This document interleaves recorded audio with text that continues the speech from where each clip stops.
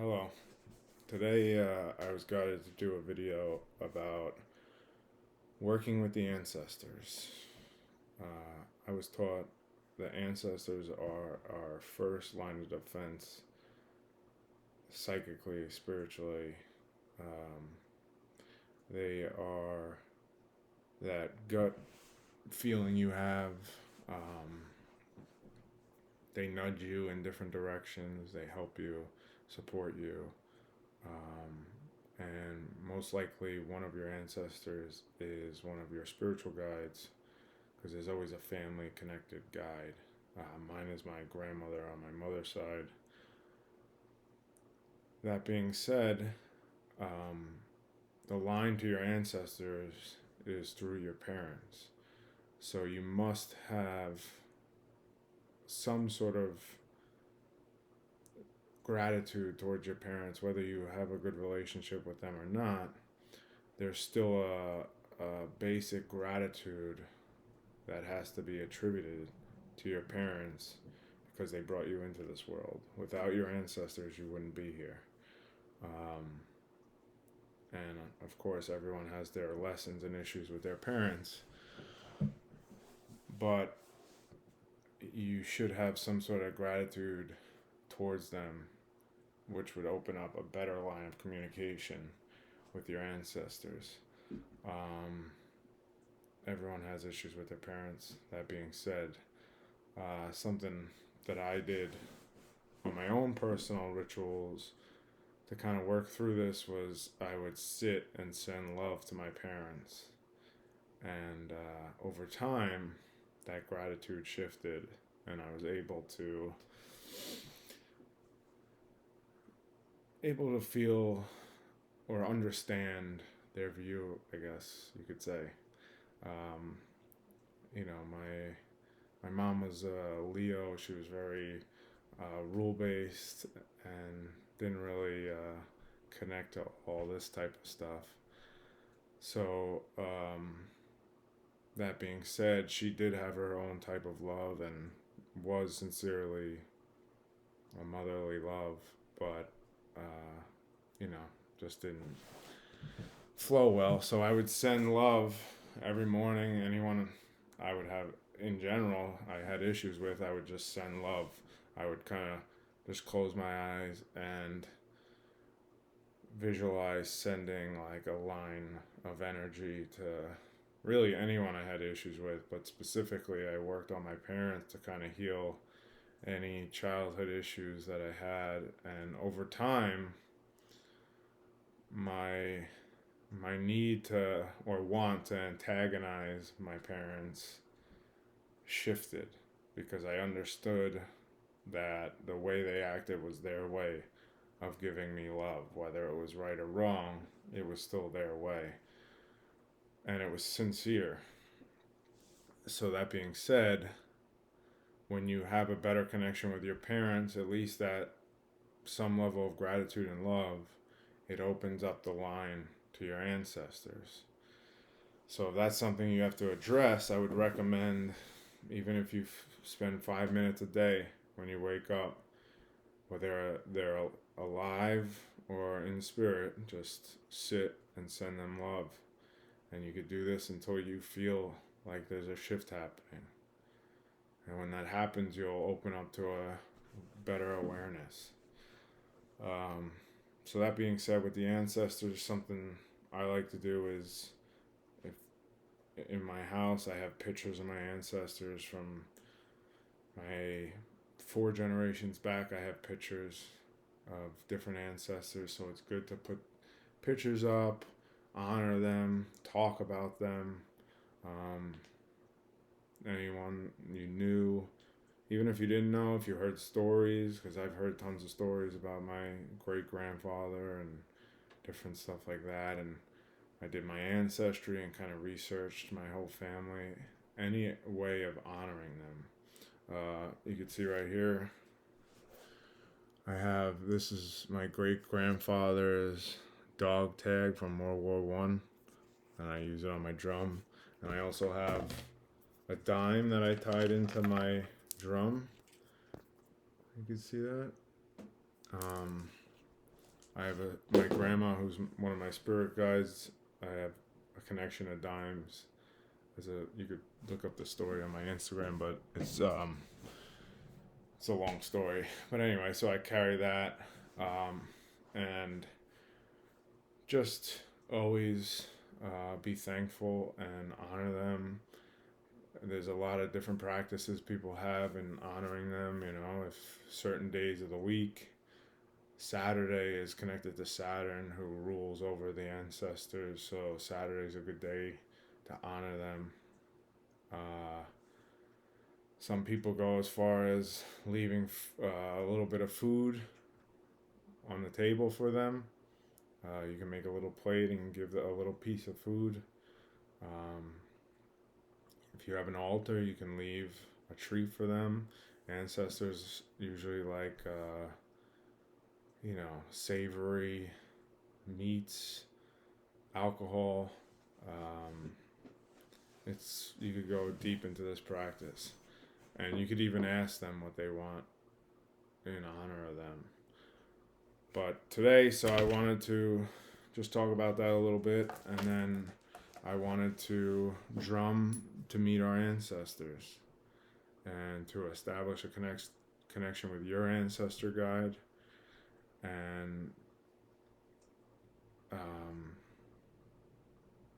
there's a lot of generational issues that kind of carry on.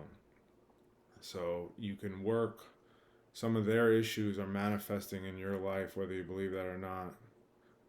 You can look into constellation work, which is working with the soul of a family. And that's really good work, but you can't really do it over the internet. That's another avenue you can pursue if you are into the ancestral work. But I like to just have some sort of connection with them, because they're looking out for you at all times, and they're human, so they know what it's like to be here, experience this. They know human issues. Sometimes angels, gods, goddesses don't actually have the same experience, I guess you could say. So that being said, let's do a journey to meet your ancestors. So on 3, we're going to take a deep breath together with the intention of working with our ancestors. 1, 2, 3.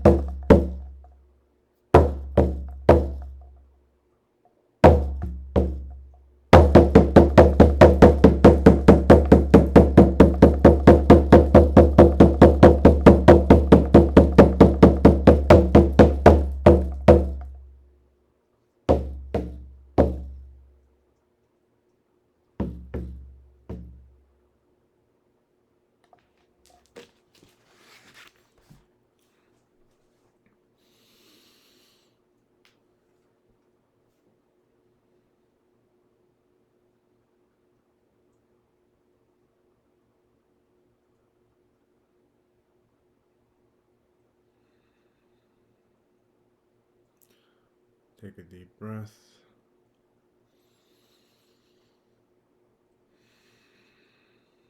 If you want to write anything that came up for you, who you connected to, jot that down. I pretty much felt all my grandparents. I felt them standing behind me more strongly on the right side. I felt each grandparent. They kind of worked on me energetically. I felt a lot of energy working on my throat and neck.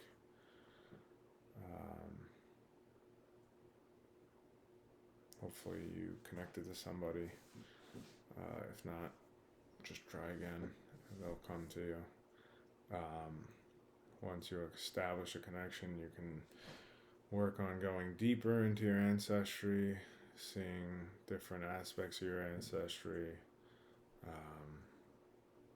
connecting to other countries and their lands and their traditions and cultures. Feel free to just use this over and over again if you want to go back to work with them, work with a specific guide, or try to connect to somebody deeper. Hopefully you enjoyed. Have a good day.